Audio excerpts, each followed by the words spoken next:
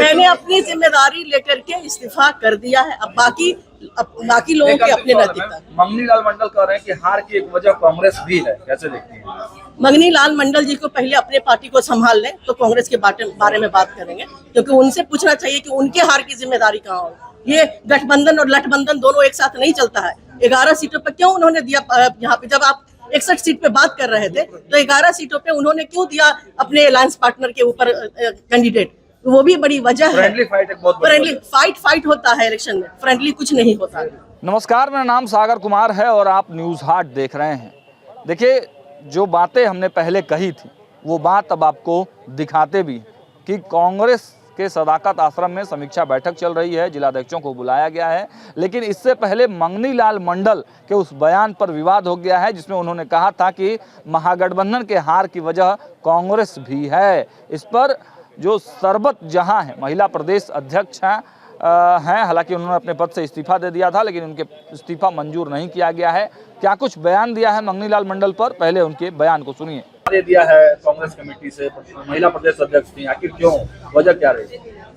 महिला कांग्रेस प्रेसिडेंट होने के नाते मेरी नैतिक जिम्मेदारी बनती है कि जो 33% का रिजर्वेशन की बात हमारी ही पार्टी, हमारी जो शीर्ष नेतृत्व है, जो हमारी प्रेरणा भी है, हमारी शक्ति भी है, हमारी ताकत भी है, आदरणीय सोनिया गांधी जी, आदरणीय राहुल गांधी जी, जो महिला सशक्तिकरण की बात हमेशा करते हैं, उनकी बातों को दरकिनार रखते हुए 33% का लिहाज नहीं रखा गया, सिर्फ 8% महिलाओं को टिकट दिया गया। तो मेरी नैतिक जिम्मेदारी बनती है कि जिस विंग को हम हेड कर रहे थे उसमें वो चीज नहीं अपनाया गया जो हमारी ही पार्टी का था, और जो हमारे शीर्ष नेतृत्व का एक मजबूती से रखती हैं हमारी जो आदरणीय सोनिया गांधी जी है, जो हम सबकी प्रेरणा और ताकत भी है। उन्होंने महिला को सशक्त करने की बात हमेशा कही, राहुल गांधी जी ने भी कही, और तो इसलिए हमने नैतिक जिम्मेदारी लेते हुए। क्या लगता है इस हार की वजह कांग्रेस खुद है? देखिए, ये हार की कई सारे वजूहात हैं, हार की कोई एक वजह नहीं है। हार की समीक्षा करने बैठेंगे तो बड़ी लंबी बात होगी और दूर तक जाएगी। इसलिए बेहतर है कि अभी बस जो आगे की चीजें हैं या जो हमारे नेताओं ने अभी बात की है दिल्ली में बुला करके, उसको सामने रख करके हम लोग काम करें। इस्तीफा देने के बाद कुछ बातें हुई? मेरी कई लेवल पे बात हुई है सीनियर नेताओं से, कई, हालांकि सबको पता था कि ये इस्तीफा हम जिस दिन मेरा टिकट कटा था उस दिन भी हम दे सकते थे, लेकिन उस दिन हमको नहीं देना था। हम पार्टी के साथ हैं, पार्टी के जिम्मेदार सिपाही हैं।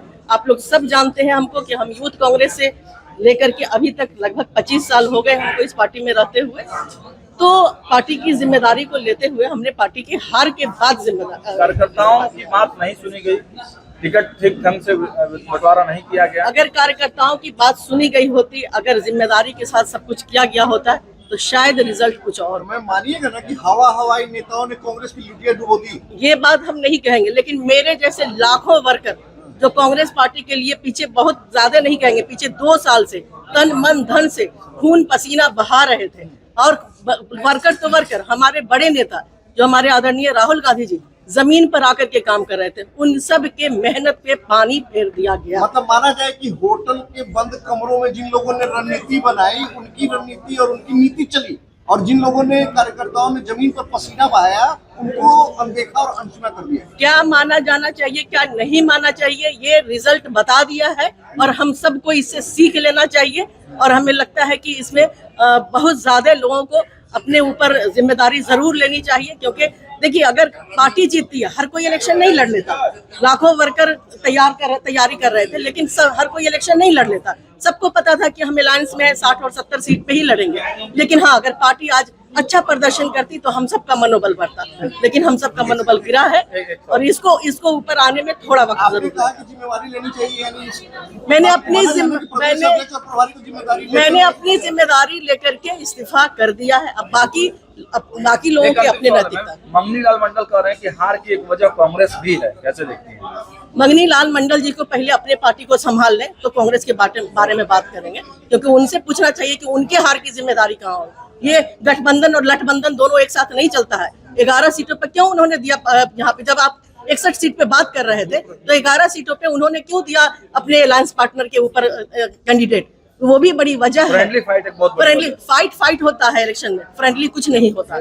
तो देखिए, साफ तौर पर इस महिला प्रदेश अध्यक्षा ने कहा है कि मंगनी लाल मंडल पहले अपने संगठन को देखें कि ये तमाम जो वो पहले से कर रहे थे, जो पूरी तैयारी नहीं कर पाए, आखिर राजद क्यों हार गई।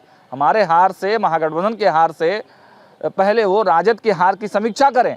और उन्होंने यह भी कहा कि देखिए फाइट होती है, फ्रेंडली फाइट जैसी कोई चीज़ नहीं होती है। तो देखिए तमाम जो जिलाध्यक्ष हैं कांग्रेस के सदाकत आश्रम में पहुंच गए हैं, बैठकों का सिलसिला शुरू हो गया है। अब समीक्षा बैठक समाप्त हो गया तो पता चलेगा कि आखिर बैठकों में क्या कुछ बात हुई है। लेकिन समीक्षा बैठक से पहले ही कई जिलाध्यक्षों ने जो शीर्ष नेतृत्व है उस पर गंभीर सवाल उठा दिए हैं। फिलहाल इस वीडियो में इतना ही। देखते रहिए न्यूज़ 8। बहुत बहुत धन्यवाद।